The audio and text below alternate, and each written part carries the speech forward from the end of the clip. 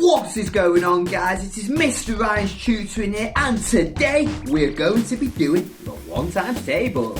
Now, to the left of the screen somewhere, you're going to see the 1 times table. I'm going to start with the first few, and I'm going to see if you've noticed the pattern. So 1 times 1 is 1.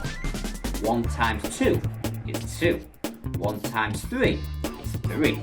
And 1 times 4 is 4. Now I'm just going to stop there because you guys might have spotted the little pattern that goes on with the 1 times table. Have you noticed when you do 1 times 1, for example, the number on the right is 1, and that's also the answer. Same with 2. 1 times 2, the number on the right is the answer. 1 times 2 is 2.